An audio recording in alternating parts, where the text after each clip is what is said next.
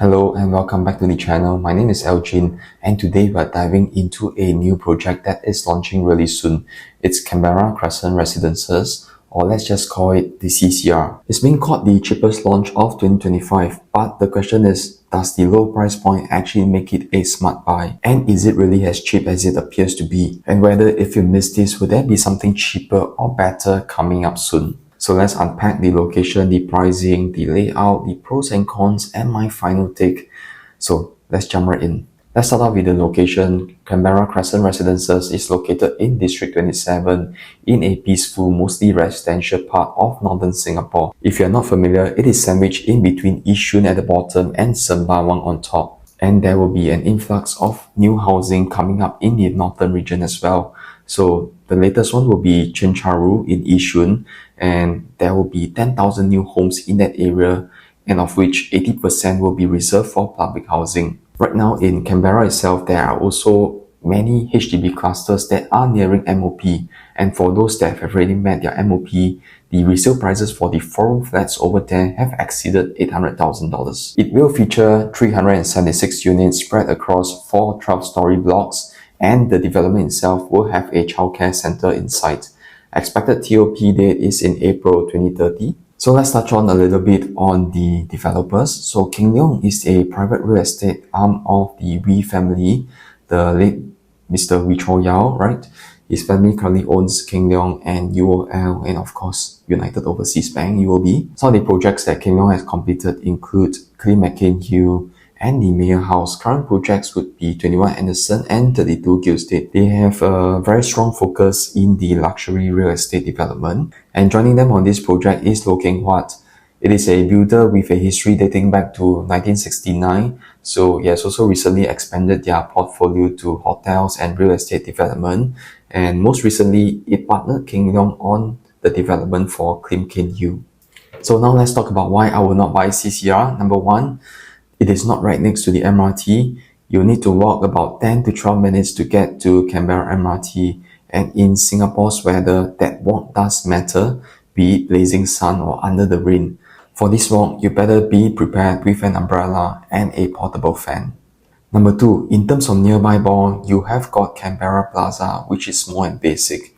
So if you want more variety, you do need to hop onto the TL line to get to Causeway Point or to North Point City, or even down to Orchard. So yes, this area is still maturing, but some people may still like the peace and quiet that comes along with it. And number three, for families with school-going children, here is the situation. You have Wellington Primary School within the 1 kilometer range, but for Sembawang Primary School, only half of the project falls within the 1 kilometer radius.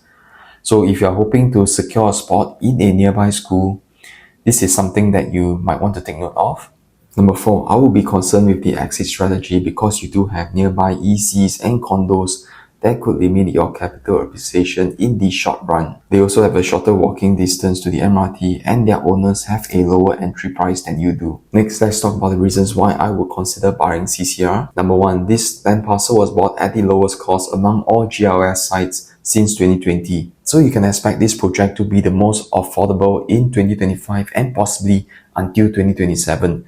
Because if you look at what are the upcoming projects, right, in Dairy Farm, I think you can expect a starting price of at least above $2,000 per square foot. For comparison, the Commodore and the Watergardens, both nearby, they have transacted at prices as high as 1,008 to 1,009 PSF, and these are not harmonized projects. And what if they were harmonized? Prices would adjust closer to $1,950 to $2,050 per square foot.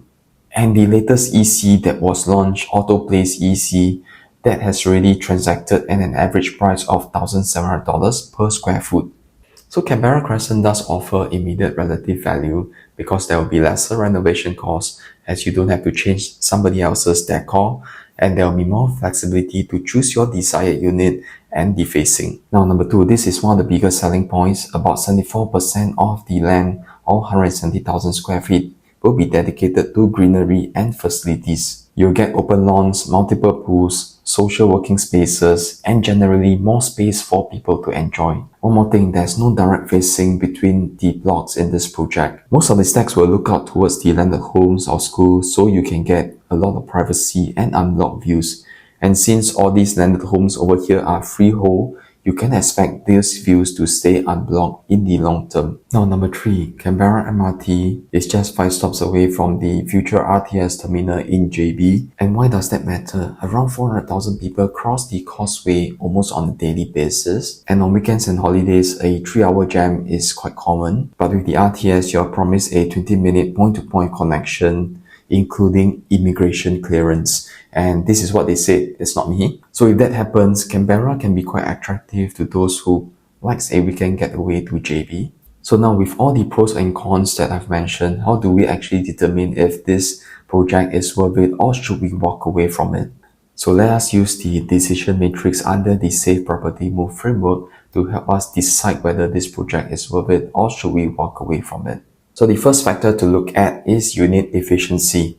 So Canberra Crescent will have a mix of 1-bedder to 4-bedder with a good variety to select from. These are all harmonized layouts, meaning the size of the AAC ledge is not included in the strata area.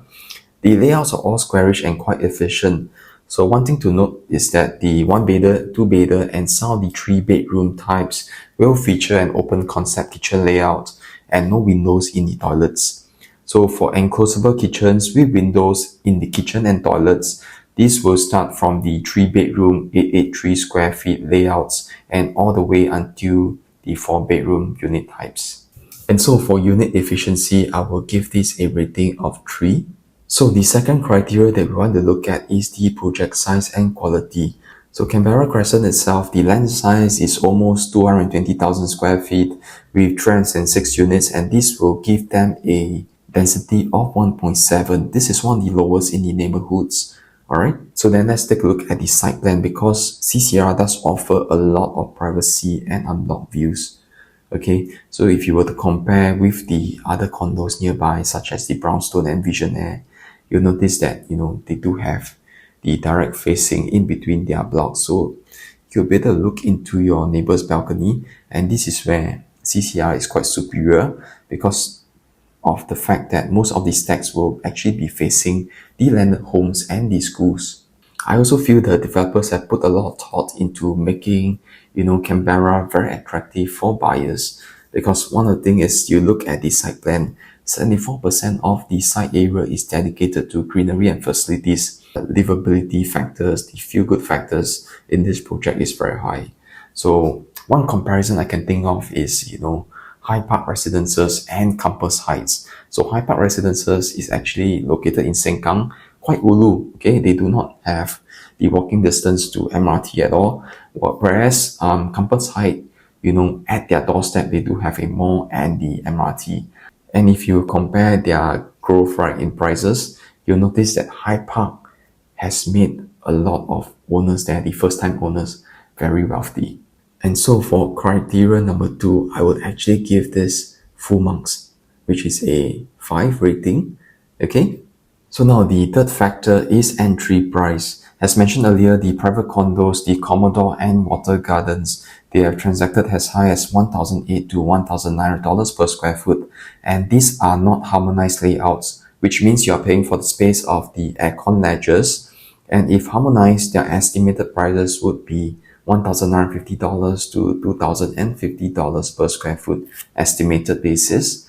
Now, if we compare it against the resale EC prices, definitely the prices are cheaper for the EC option, but then you would face limited choices with less desirable facing.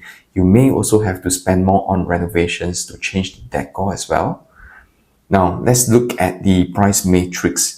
So prices at Canberra Crescent will start at $2,150 per square foot for the 1-bedroom, around $1,920 per square foot for the 2 and 3-bedders, and $1,880 per square foot for the 4-bedroom units. I think that average prices could be in the range of $2,200 per square foot, and I would walk away if prices exceed $2,300 per square foot. Now, if you are price sensitive, then good news, there are many resale options and relatively young condos in Canberra. Hence, for the entry price rating, I will give this a 3. The fourth factor is rentability. So this will be quick. There is a good supply in the area. This is not next to the MRT, and the rental yield at the Commodore and the Watergardens is hovering at just 3%, not attractive enough. So I will give this a rating of 2. Number 5 is amenities. As mentioned earlier, there are no major malls nearby. So if you want the lifestyle conveniences or you want to do your daily errands, you do have to go to the bigger malls out there like the Causeway Point of North Point City. Alright, so for this, I will give a rating of 2. The number 6 factor is schools. So just to recap, Wellington Primary School will be within the 1 km radius for Canberra Crescent, but only half of the project will fall within the 1 km radius for Sembawang Primary School. Nevertheless, within a 2 km radius, there is a host of primary schools, secondary schools, and even junior college that will cater to the residents at Canberra Crescent. Hence, for this aspect, I will give a rating of 3. Moving on, number 7 is supply and demand. There is a good supply of resale options that are transacting at lower prices, and they are also located closer to the MRT. Hence, if the buyers are price sensitive and want a location that is more convenient for them, then they might skip Canberra Crescent altogether. In the longer term, this might be balanced out with several clusters of HDBs nearing the MOP in Canberra, and also the future supply of public housing coming up in Yishun, Canberra, and Sembawang. But for now, I would give this a rating of 2. And finally, the last factor is transformation.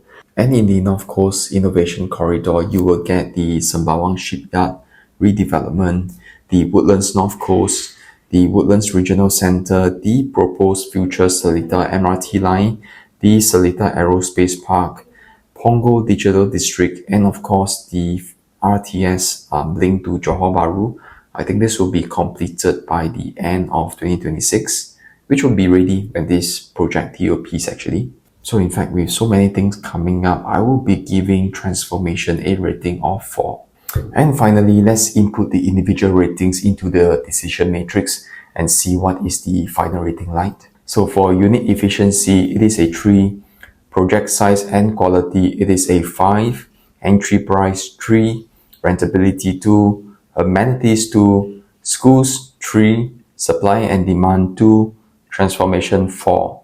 And this will give us a final rating of 3. Hence, Canberra Crescent Residences does meet the criteria. In summary, Canberra Crescent Residences is not for everyone, especially if you are looking to get it for investment. The rental use will not be ideal because, at the Commodore and the Watergardens, their rental yield is just hovering at around 3%. And for capital gains, there is a slightly longer runway for this project, again due to the ample supply of resale options in the area.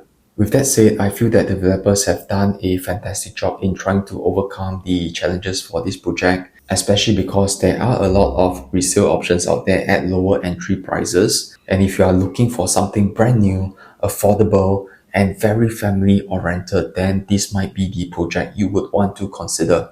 We've come to the end of the video, and if you found this content helpful, please give this video a like and do subscribe to our channel for more updates. And if you like more insights into Canberra Crescent Residences, or if you like to visit the showroom, you can contact me at my number here. Thanks for watching, take care, and I'll see you in the next video.